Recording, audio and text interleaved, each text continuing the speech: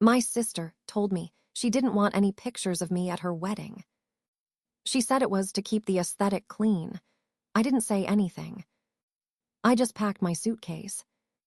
While everyone waited for my toast that night, I was already drinking tea on a balcony in Italy. If you found out your own sister was laughing about your marriage behind your back, would you have swallowed it, kept the peace, or burned the bridge like I did? I'm Julia, 32. I'm the older sister, but not by much, just 3 years. I work in marketing in Boston. I like spreadsheets, clean calendars, empty inboxes. I've always been the planner in the family. My mom used to joke that I was born with a clipboard in my hand. Elise is the opposite. She's the one who walks into a room and everyone notices. She's got that easy laugh and the kind of hair that looks good even in the rain. When we were kids, she'd talk me into things, climbing trees, sneaking cookies, skipping lines.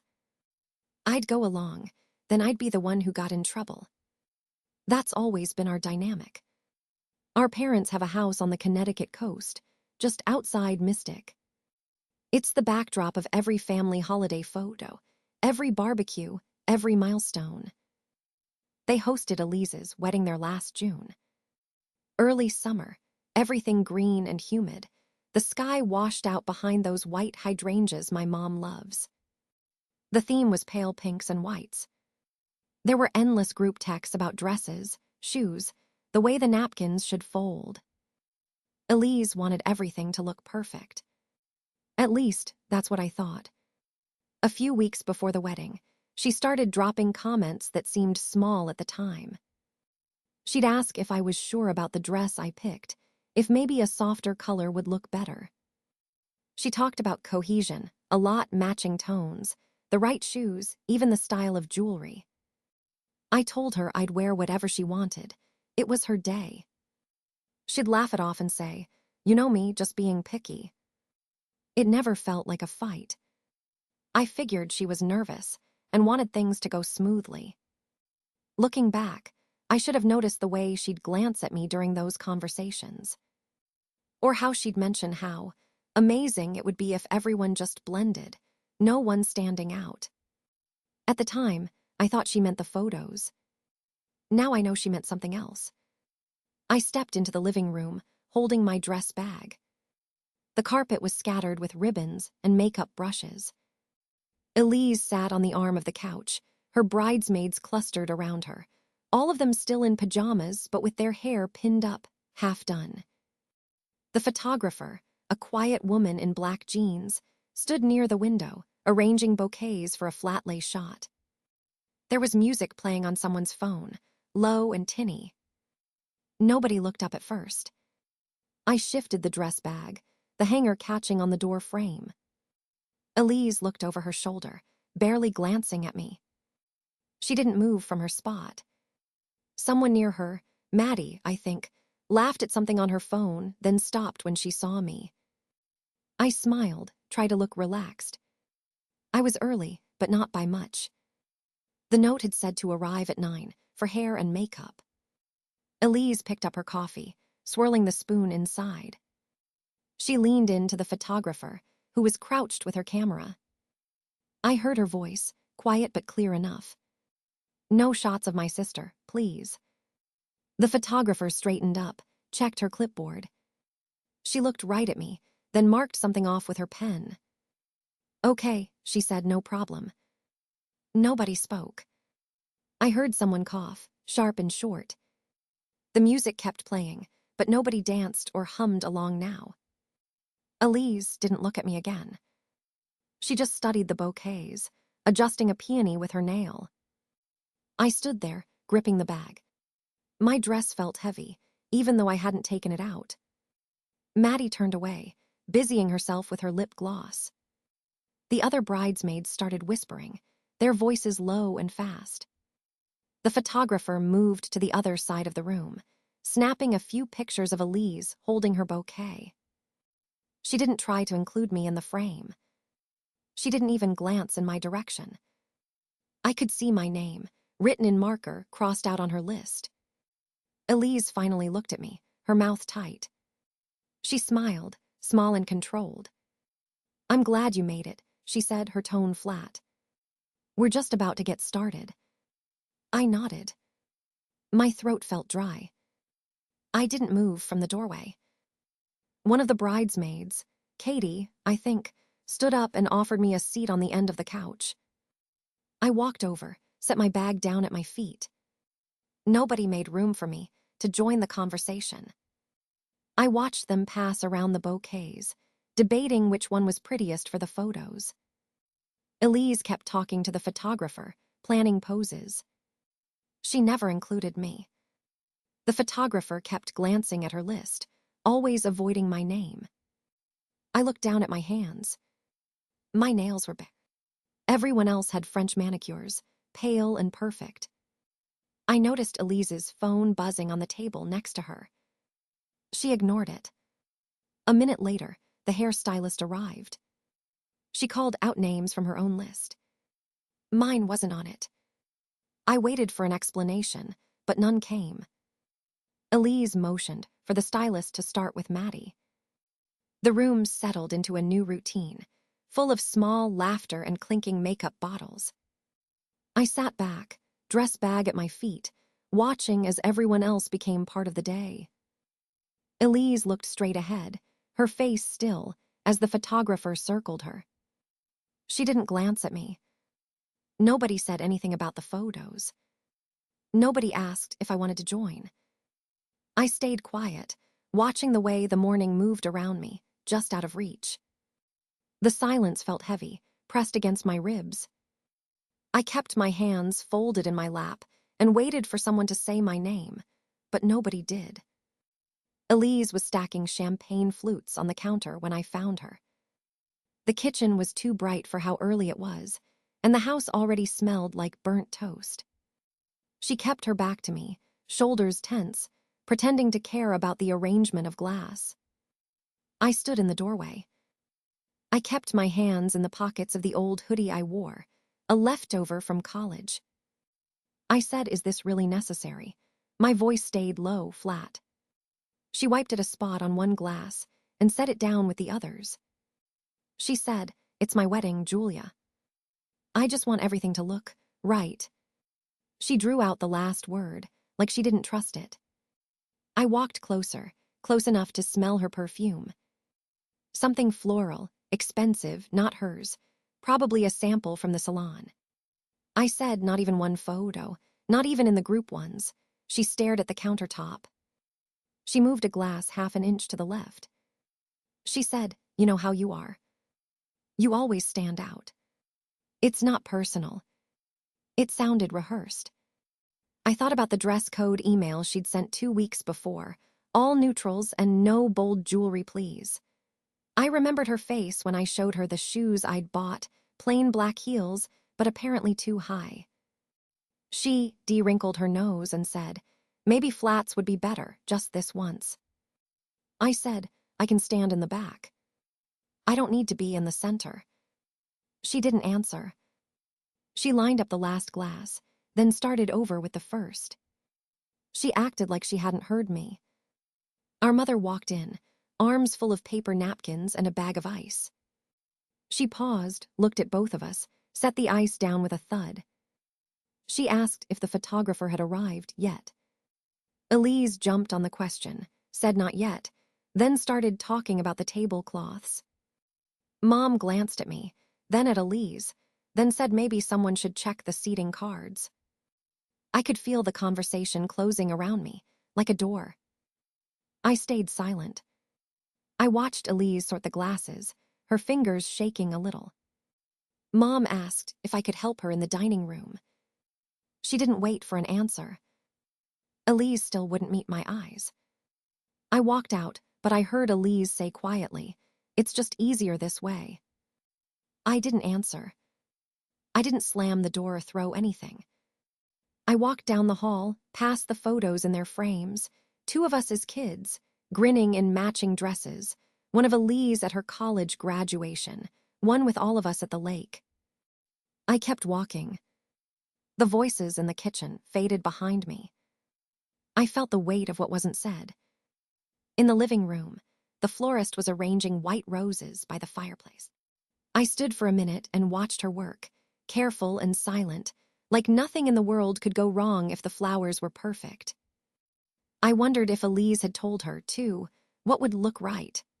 I wondered if anyone else in the house noticed the gap that was opening, or if they would just see the final photos and think we'd always been this way. I went upstairs and changed into the beige dress she'd picked for me. I checked my reflection. I looked like a shadow, standing in someone else's room. I smoothed my hair, took a breath, and went back down. The kitchen was empty.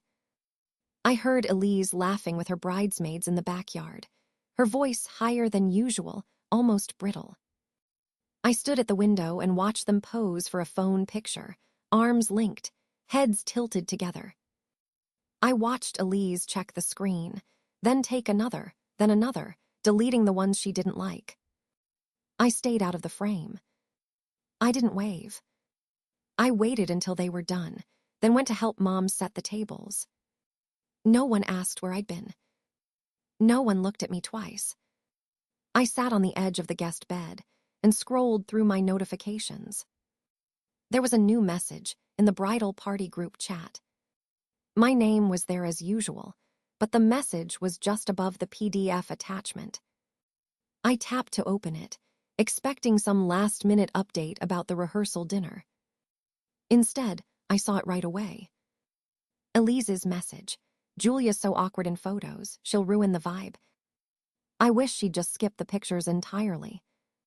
I stared at the screen. There was nothing else. No apology, no sorry wrong chat, no follow-up. A minute passed. I scrolled again, just to check if maybe there was some explanation. The next thing was a PDF. I downloaded it. Wedding photo shot list. I skimmed the list. Dad's name, Mom's, both sets of grandparents, all the cousins lined up by age, Elise's fiancé's family, even her college roommate's boyfriend. Every must-have, shot, every pairing and group. I looked for my name. It wasn't there. Not under siblings, not under family toast, not anywhere. It took a second to register. I went back to the message. I read it again, slowly. Julia's so awkward in photos, she'll ruin the vibe. I wish she'd just skip the pictures entirely. I set my phone down and looked at the guest room window. The street outside was empty.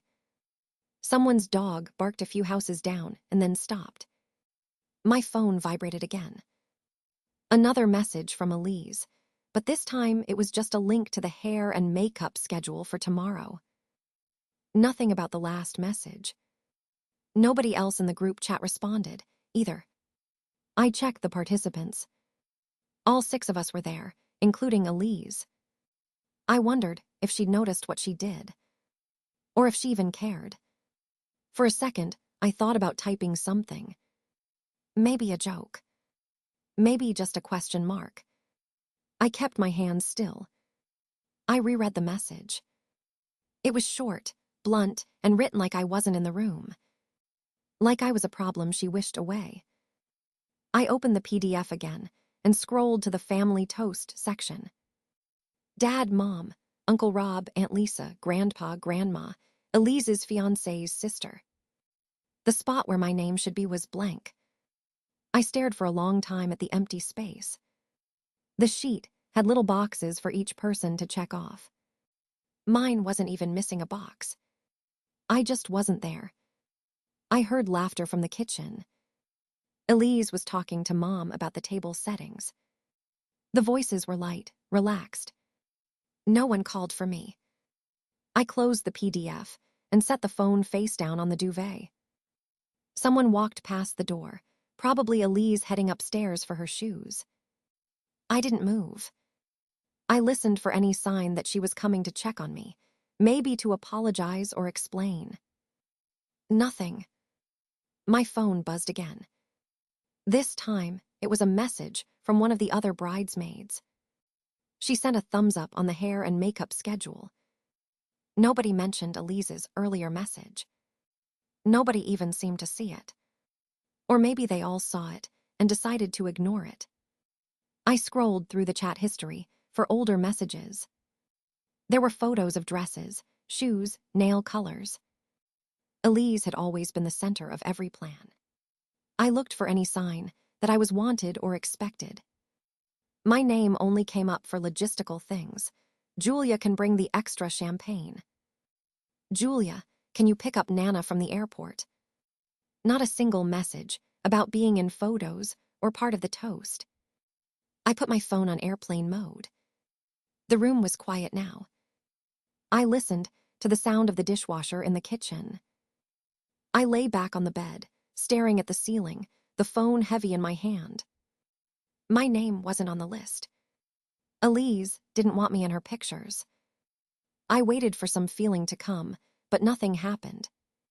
I just felt still. I set my phone down on the bed. The screen was still glowing, half lit with unread messages. I ignored them. I started packing my suitcase, moving in slow motions. I took my dress, the one I'd planned for the rehearsal dinner, and laid it flat, smoothing out the creases. I slipped it back into its plastic garment bag. The zipper caught for a second, then slid up. My shoes went in next. I wrapped them in a towel first. I folded my pajamas, the cardigan I'd worn on the train, my makeup bag. I was careful not to make a sound. I'd never liked the way a suitcase is loud when you're trying to be quiet. My hands shook once when I picked up my charger from the nightstand, but I kept going. There was laughter downstairs, a burst of voices and clinking glasses from the kitchen. It was muffled, like hearing a party through a wall. I zipped my suitcase and set it upright by the door.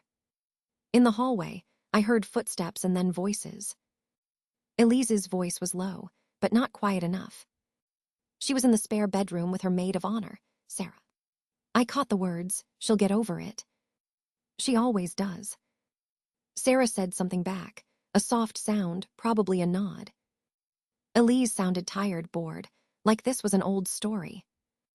I stood still, hand on my suitcase handle. I waited until I heard them move down the stairs. I looked at my reflection in the hall mirror. My face was pale, my mouth set. I didn't look angry or sad. Just empty. I pulled the suitcase behind me, careful on the hardwood so it wouldn't rattle. I passed the kitchen doorway. Elise's fiancé, Mark, was pouring drinks. He didn't look up. Elise was at the island, laughing at something Sarah said. No one glanced my way. The others, her college friends, a cousin, were busy with appetizers, leaning over the counter, pouring wine, reaching for cheese. I kept walking. My suitcase wheels hummed on the tile near the back door, then bumped over the threshold. The air outside was cooler. It smelled like grass and rain. I shut the door behind me with a soft click. I walked down the driveway. The suitcase sounded louder now, scraping tiny stones. I didn't look back at the house. I reached the sidewalk and stood for a second, feeling for my phone in my jacket pocket. I checked the time. It was barely 7. The sun was still out, low over the rooftops.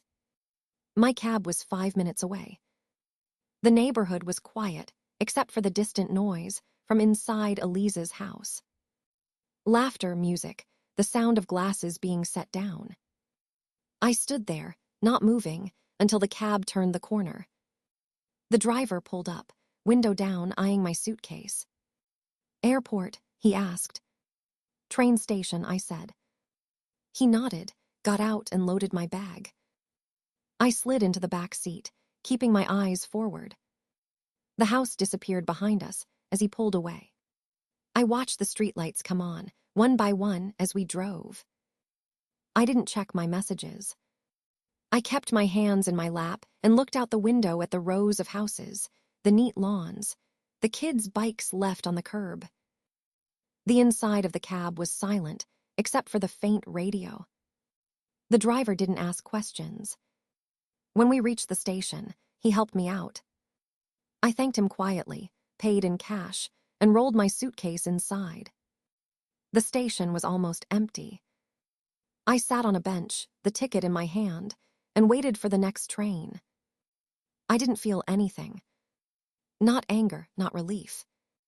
I just sat there, listening to the announcements, watching the clock. It felt like waiting for something to break.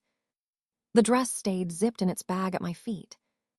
I kept my eyes on the departures board, reading each city name as if I might pick a different one. I didn't move until my train was called. The driver asked if I wanted music.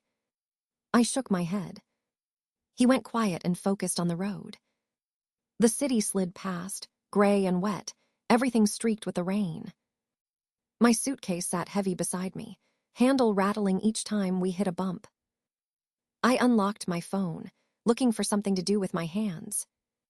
My inbox was a mess. Work emails, order confirmations, a couple of newsletters I kept meaning to unsubscribe from. I scrolled without reading, just flicking my thumb up and down, watching the lines blur. A new subject line caught my eye. "Your Lake Como stay, final confirmation." It was from a resort I'd never heard of, some Italian name with too many vowels.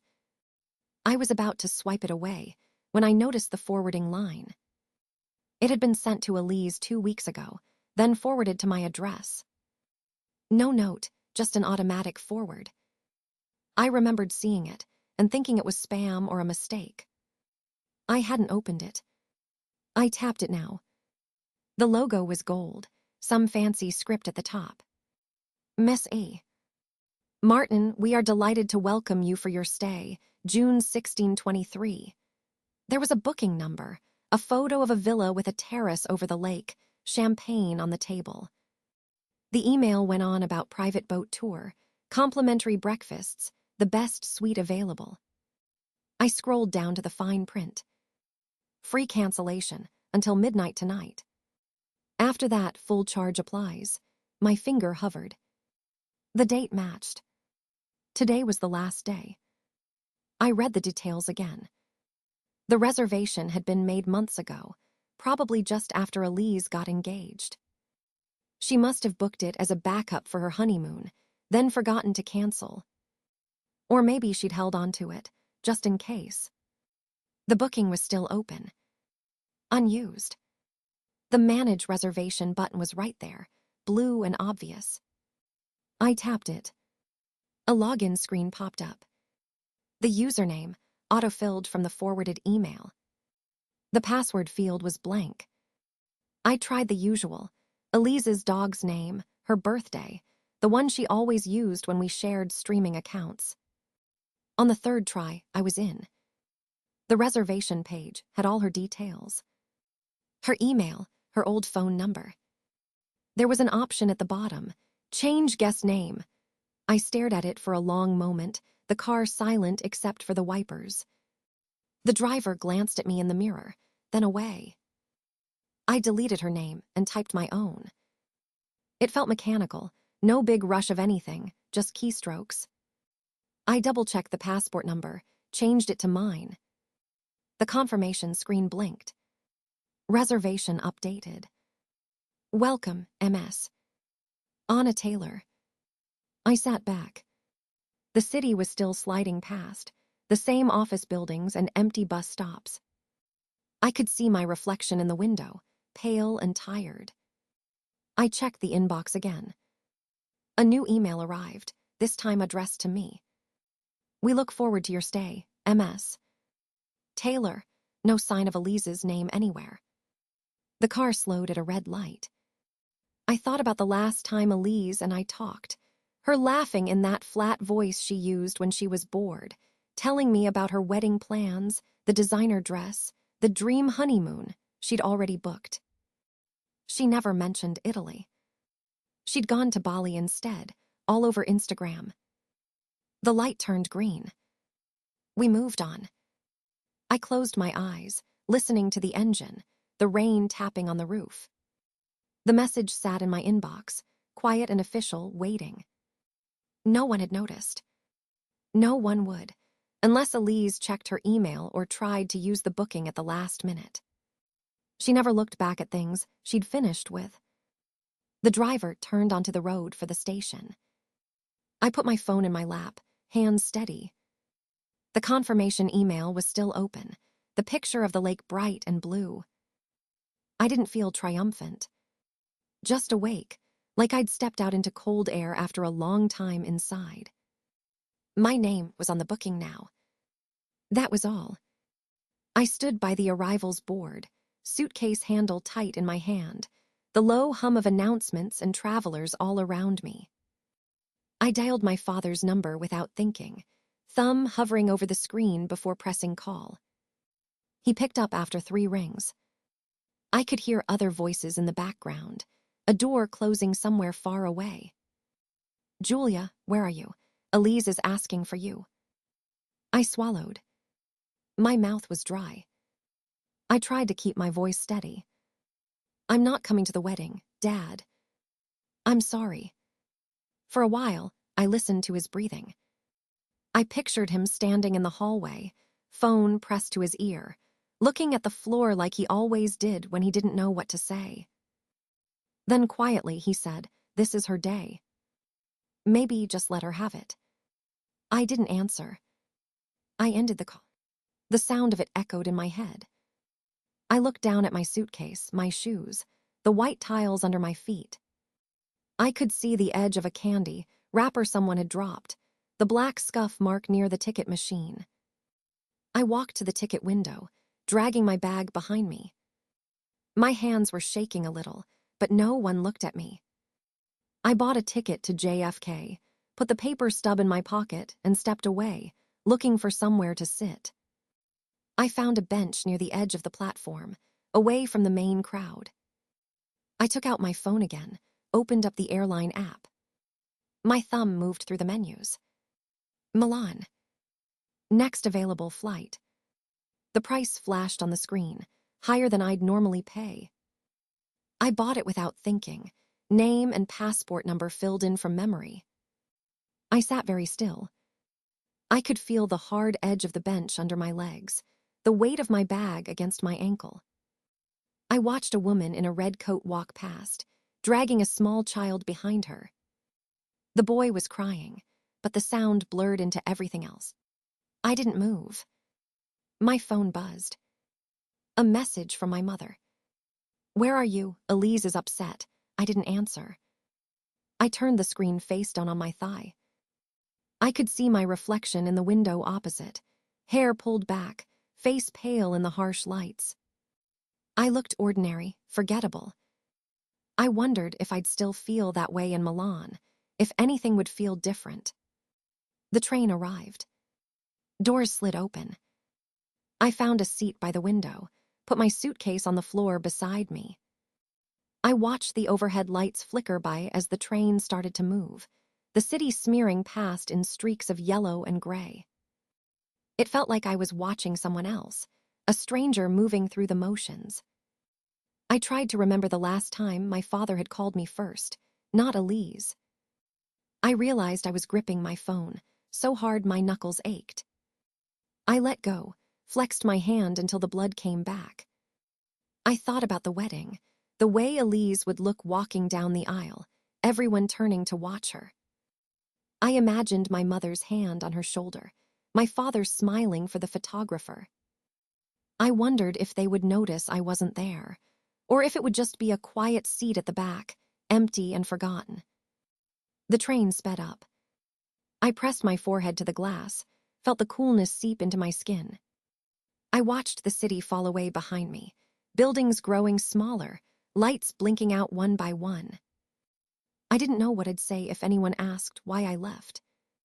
I couldn't picture myself explaining it. I just wanted to be gone before anyone tried to stop me. My phone buzzed again, but I ignored it. I kept my eyes on the dark outside, the tracks blurring past. I didn't feel relief or anger or anything I could name.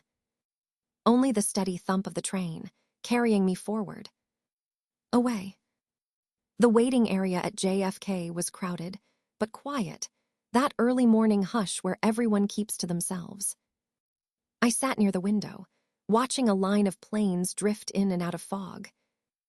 My phone buzzed. The screen showed a new notification. Elise had posted a story. I hesitated before opening it. I told myself it didn't matter, that I was done watching her life as a spectator, but my thumb moved on its own. The video loaded. It was Elise and the bridal party at brunch. Someone off-screen poured mimosas. Laughter. Her maid of honor, Katie, leaned across the table with a white sash over her shoulder. Elise was front and center, smiling, glass raised, eyes bright like she'd never known a problem. The caption said, "Couldn't do it without these girls. Love you all." She tagged everyone in the video, Katie, her 2 college roommates, even Amy, her neighbor growing up. My name wasn't there. I watched the story loop, sound off, the bright colors and wide smiles repeating. I tapped through to the next one. Group selfie, Elise in the middle, veil already on her hair. Another, everyone holding up their champagne, the camera moving too fast, a blur of faces. I recognized most of them. Even the tag for her old dance teacher. Then I scrolled down to the comments. The first few were the usual, hearts, so beautiful, can't wait for tomorrow. Further down, I saw a message from Emily, one of our cousins. "Where S. Julia?" Emily wrote. "Miss you both together." I felt my jaw tighten. I waited to see if Elise would ignore it. But 2 minutes later, a reply popped up. "She's busy as usual," Elise wrote. "Work stuff. Wish she could be here, but I understand." I read that line 3 times. I almost laughed. The wording was perfect. It sounded understanding, like she was being gracious, but it also said everything else. Julia's always absent. Julia's too busy for her own sister's wedding. Julia's cold and distant. It was an old script, and she hadn't even bothered to change it. A few more people liked Elise's reply. Another friend commented, "You're handling everything so well, Elise, you're amazing." I could see the narrative taking shape. Elise, the abandoned bride. Her sister, too career-driven, too self-involved to show up. I could already imagine my mother reading it, sighing, telling relatives that I always put work before family. I sat there, phone in my lap, looking out at the run. The hurt was dull now, more like pressure than pain. I felt the familiar urge to defend myself, to send a screenshot to Emily, to text Elise and call her out. But I didn't move. I knew if I replied, if I made noise, it would only prove her point. That was always Elise's trick, get me to react, then claim innocence when I did. My flight wasn't boarding for another 40 minutes. I kept the phone face down on the seat beside me. I watched a little girl in a pink jacket chase her father near the vending machines. She was laughing, and he let her get just far enough before scooping her up. I wondered if Elise had planned this. If she'd seen my silence as an opportunity. If, in her mind, my absence was just another accessory, something she could use to make herself look better. I knew the answer. I thought about the last time we'd spoken in person, 2 weeks before. She said, "Don't make a scene, Julia." "Not everything is about you," I'd nodded. I hadn't argued, just left her apartment and drove home in silence. Now I saw how she'd been setting this up. If I stayed quiet, she could play the victim. If I spoke out, I was the villain. I checked my boarding pass. I had a window seat. I started to imagine the moment she'd tell people at the reception, "Julia can't be here. She's too busy." I pictured the nodding heads, the sympathetic looks, the stories passed around that had nothing to do with me. I waited for anger, but there was only a kind of clarity. I saw how every part of this was about control. She would keep the spotlight, even in my absence. My phone buzzed again, work email this time. I closed my eyes and let it go. Elise had made her move. She wanted the story. I decided I'd let her have it for now. The boarding gate opened. People started to stand. I took a breath and joined them. The plane hummed steady under my seat, a low vibration through the armrest. I asked for tea when the attendant stopped by. She poured hot water from a silver pot, left me with a little packet of English breakfast and a biscuit I didn't touch. I set the cup on the tray table and watched the steam curl, then reached for my phone. The resort confirmation was still at the top of my inbox. I opened it again, read each line slowly. Penthouse balcony. Spa credits. Congratulations on your new beginning, it said, just under the booking reference. I stared at that sentence for a while. Nobody else would see it. It was just a canned message, probably sent to every honeymooner or divorcee who booked a suite. Still, it felt like someone had written it to me on purpose. I scrolled down to the reservation details, double-checked the check-in time. I tapped reply and typed a short note. Please let me know if early check-in is possible. I also listed my allergies, asked if the kitchen could do egg-free breakfasts. I added, if the spa has openings, I'd like to book a facial for the first afternoon. I read it over, then hit send. The seatbelt sign was still on. Out the window, there was only cloud, layers of white and gray, nothing below. I opened the Notes app and started a new list. Things I never did alone. The title looked strange at the top of a blank page. I typed, Sail on Lake Como. I'd watched other people do it from the shore, couples or families waving at the docks. I'd always said maybe next time. Next I wrote, visit Bellagio. I'd been to Italy twice before, both times with him, but he never wanted to leave the resort. Said there was no point taking a bus to see another old church. I added, read all afternoon, anywhere I want. No one asking when I'd be done, or what I was reading, or if I wanted to go swimming instead. The flight attendant came back. She asked if I needed anything else. I shook my head, pushed the used tea bag onto the saucer. She smiled, moved on down the aisle. I looked at my list again. I added, order room service breakfast, eat on the balcony. Book a massage. Go to dinner alone and stay for dessert. I stopped for a second, finger hovering over the screen. I typed, don't answer my phone for a whole day. Just in case, I wanted to try that. I scrolled back to the top of the email. The phrase was still there. Congratulations on your new beginning. I imagined the penthouse for a moment, high ceilings, a balcony with a view of the lake, maybe a bottle of wine waiting in a bucket of ice. I'd packed a dress I hadn't worn in 2 years. It still had the tag on it. I'd told myself I was saving it for a special occasion. I pictured myself wearing it to dinner, no one sitting across from me, nobody watching what I ordered. The plane leveled off. The captain said something in Italian, then again in English, about the weather in Milan. I pulled up the weather app, checked the forecast. Sunny, warm for April. I added one more thing to my list, walk by the lake at sunrise.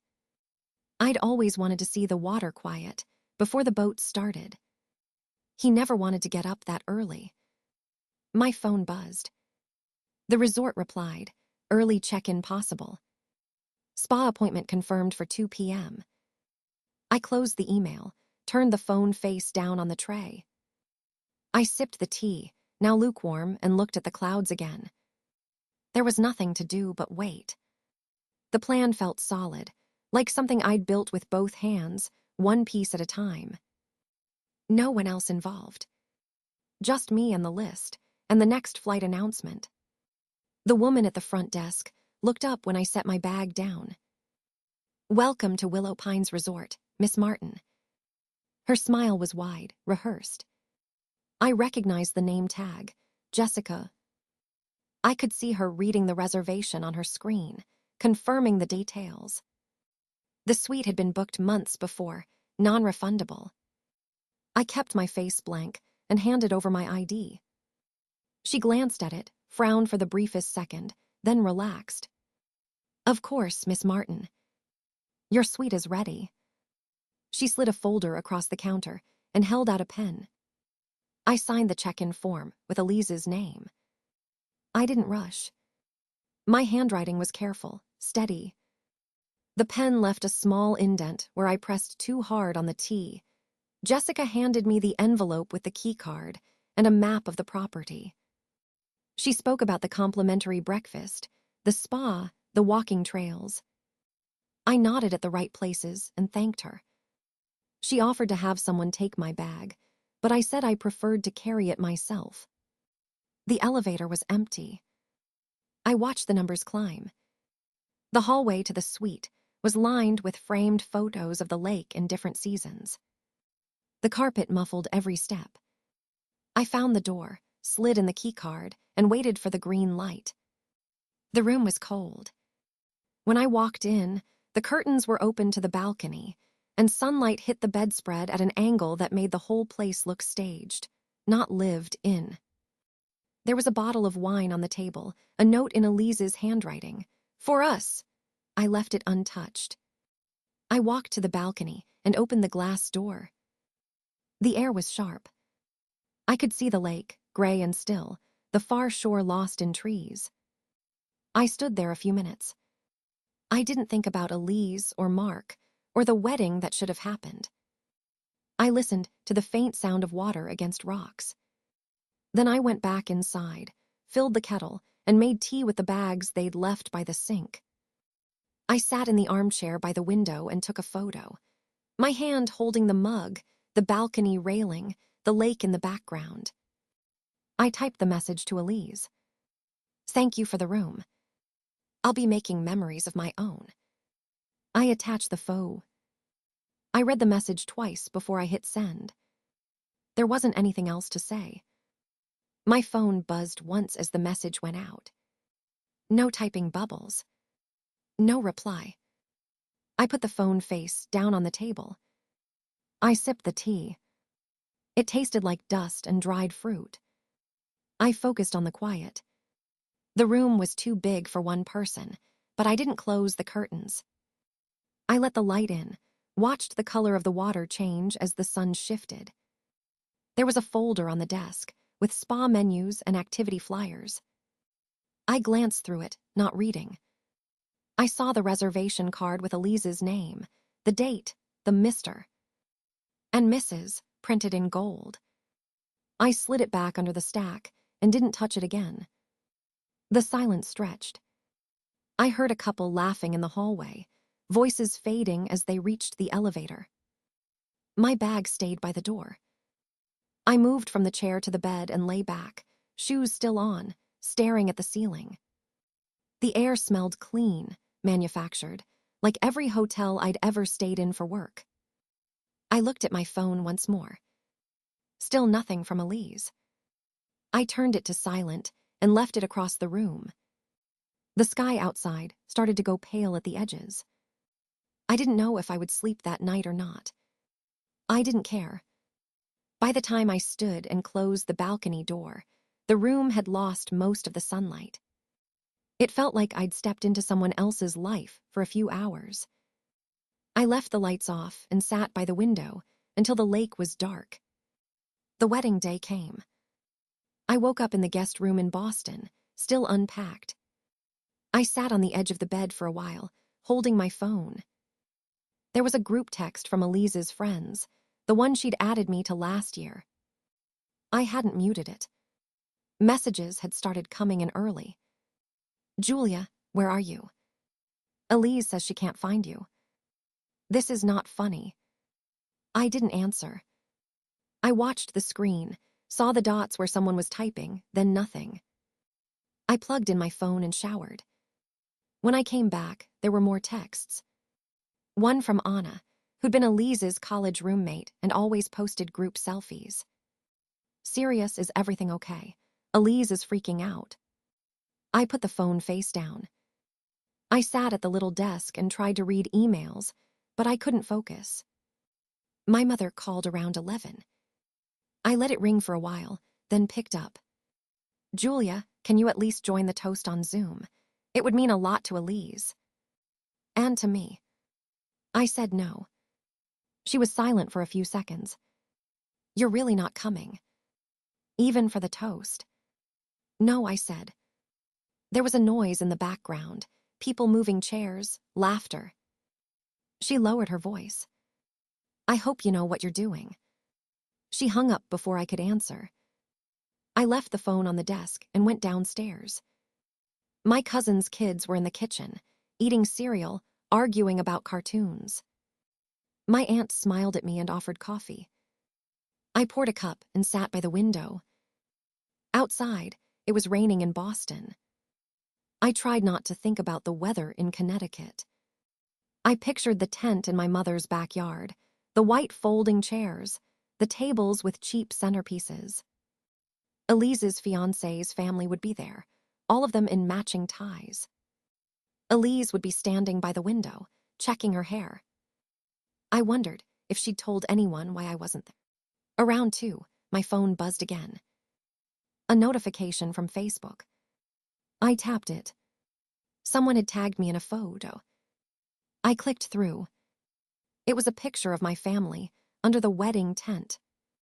My mother on one side, my father next to her, Elise and her new husband in the middle, my brother looking bored on the edge.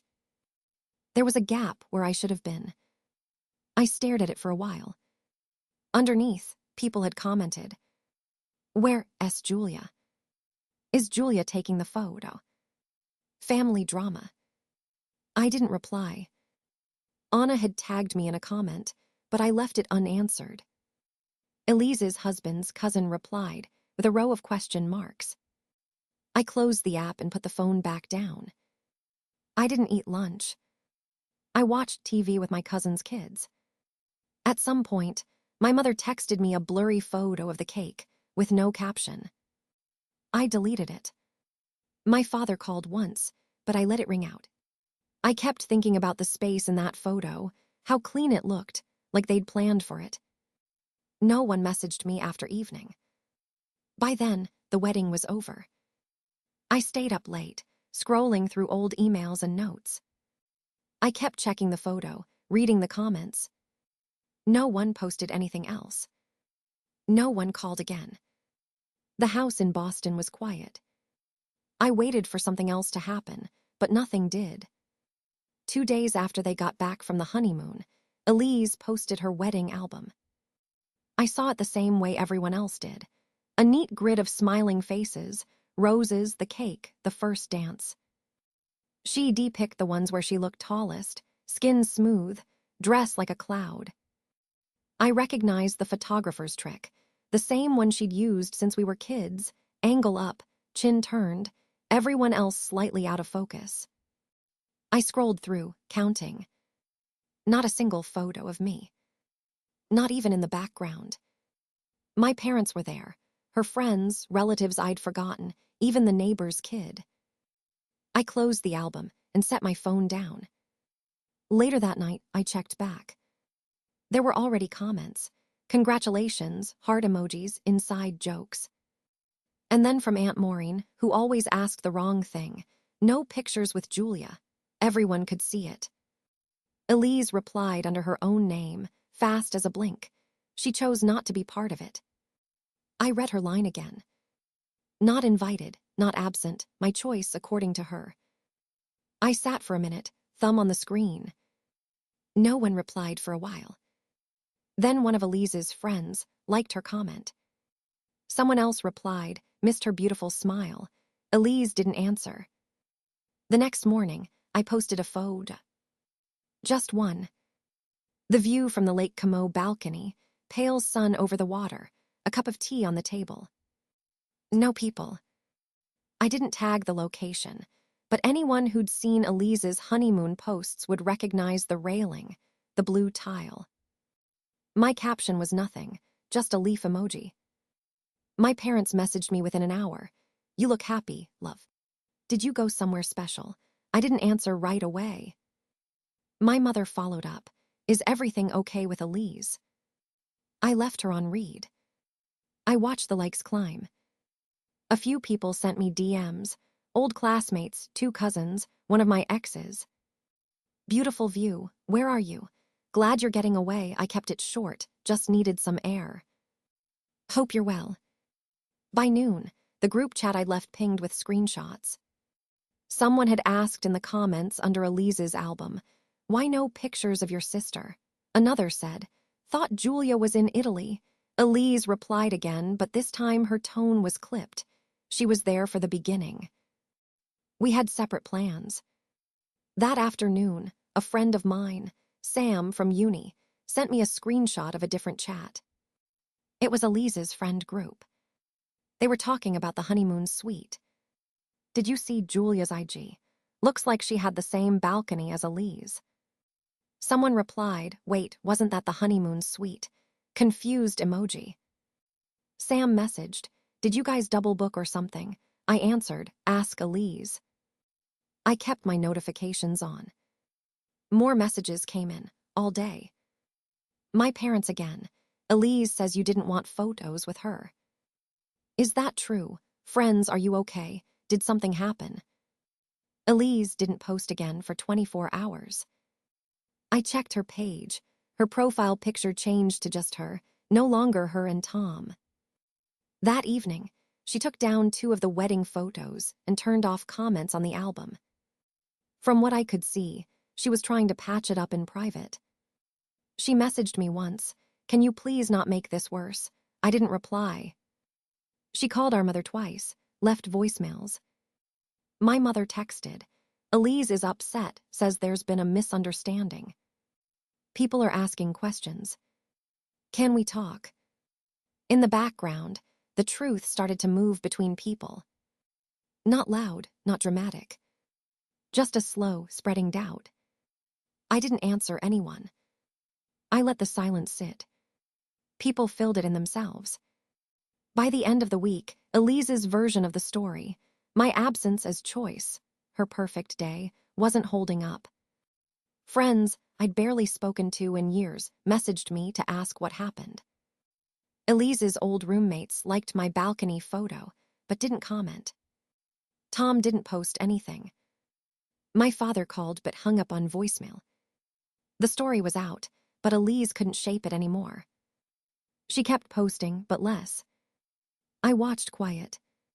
The narrative had shifted, and this time it wasn't under her control. I woke up at 5:30. The light was barely seeping through the curtains. I lay there for a minute, listening to the quiet. There were voices in the hallway, muffled, but no one knocked. I got up, pulled on the hotel robe, and walked out onto the balcony. The ocean was empty. The sky was clear, not a single cloud. I watched the sun come up over the water, slow and bright. I tried to memorize the sound of the waves. I finished the last bottle of water from the minibar and sat on the tile until my legs felt cold against the stone. I didn't rush. I folded my clothes and zipped my bag. I checked the drawers twice, even though I knew I hadn't left anything. I opened the safe, took out my passport, and slid my card into my wallet. I left everything else where it belonged. I placed the room key on the marble counter by the bathroom, next to the little notepad they leave for guests. I stood there for a second, staring at the key, then turned and walked out. The hallway was quiet. The elevator was empty. I pressed the button for the lobby and watched the numbers count down. My phone buzzed once, a group chat notification, but I ignored it. I scrolled through my contacts and found Elise. I hit block. I went to the family group, 3 unread messages. I didn't open them. I just muted the chat. I stared at the screen for a moment, feeling my hand shake, then slipped it into my bag. Downstairs, the lobby smelled like coffee and sunscreen. The concierge recognized me. He smiled and asked if my stay had been pleasant. I nodded. I slid the little leather folder across the counter. The bill was already settled, every charge attached to Elise's name. He glanced at it, then at me. He thanked me for my stay and asked if I needed a cab. I said yes, please. He typed something into his screen and handed me a slip of paper with the car number. I waited near the fountain, watching people check in with excited voices. There was a couple arguing over a stroller. A group of teenagers wearing matching shirts. Behind the desk, the staff moved quietly, ignoring the noise. I watched a woman in a suit hand off a stack of envelopes. She never looked up. The driver arrived. He took my bag, asked if I needed help with anything. I said no, thank you. He held the door open, and I slid in. The car was cold. I looked through the window as we pulled out of the drive. The resort faded behind palm trees. I saw people on balconies, holding coffee, watching the morning. I wondered if Elise was awake yet. I wondered if she knew her card had been maxed out. As we turned onto the main road, I checked my phone one more time. No new messages from anyone I cared about. I deleted my last selfie from the trip. I watched the coastline fall away. The car was quiet except for the driver's low music, old pop songs, barely audible. I leaned my head against the glass and closed my eyes for a minute. I replayed everything. Her face when I handed her the bill, the way my mother's voice sounded on the phone, how easy it was to let silence answer for me. At the airport, I thanked the driver and wheeled my bag to the check-in counter. I moved through security, took off my shoes, unzipped my bag, put everything back. No one looked at me twice. I didn't buy anything in the shops. I sat at the gate, hands in my lap, and waited for them to call my group. I watched the sun move higher in the sky, felt my pulse slow down. When they called my row, I stood and walked toward the jet bridge. For the first time in weeks, I didn't look over my shoulder. I didn't check my phone. I didn't think about what would happen when Elise saw her account, or when my mother realized I was done answering. I just kept walking, one step at a time, toward the plane. I flew back to Boston on a Monday morning. The city felt smaller. I'd already packed what I needed, so I went straight from the airport to a realtor's office and signed the lease.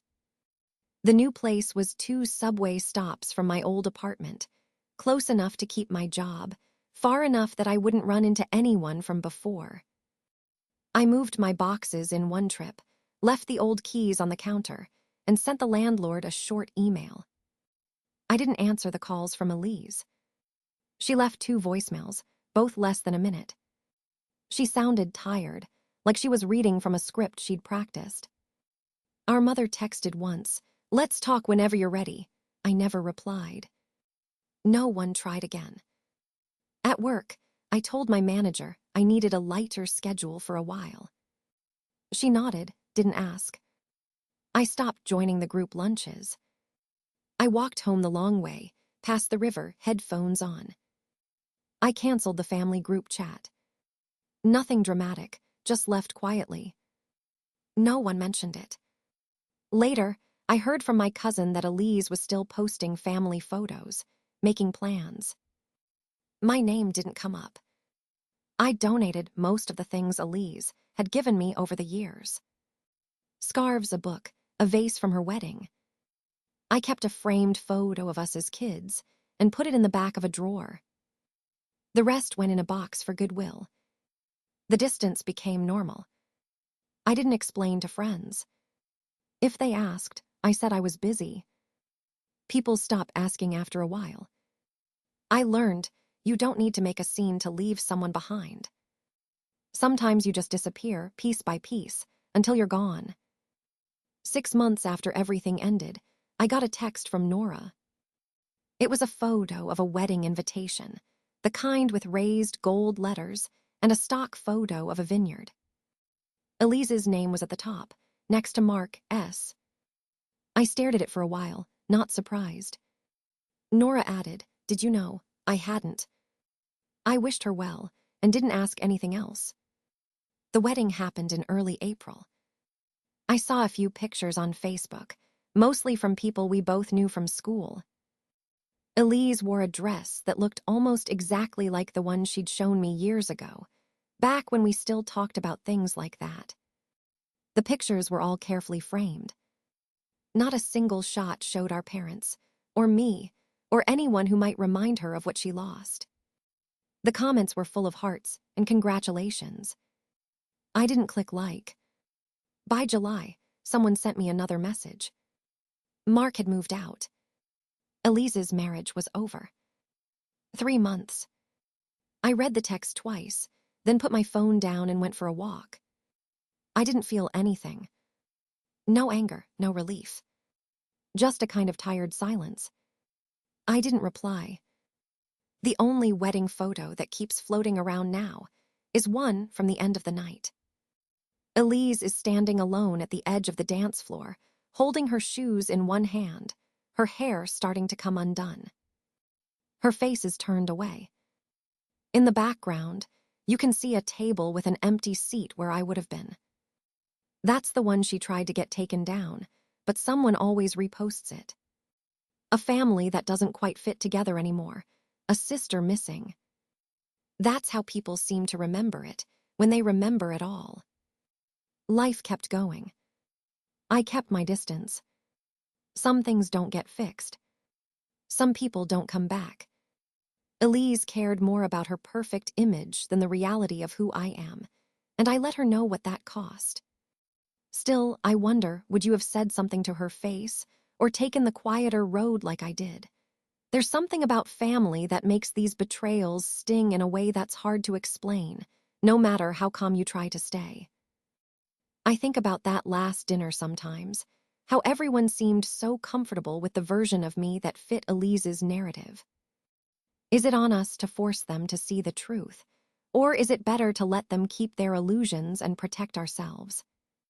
I'd like to know how you see it. If you've dealt with a family member rewriting your story to suit their own life, what did you do? What would you have done differently? It helps to hear how others handled it. Maybe there's no right answer. If you want to hear more stories like this, you can subscribe or like the channel. It lets me know someone out there understands. I'm still not sure which choice hurts less. What would you have done in my place?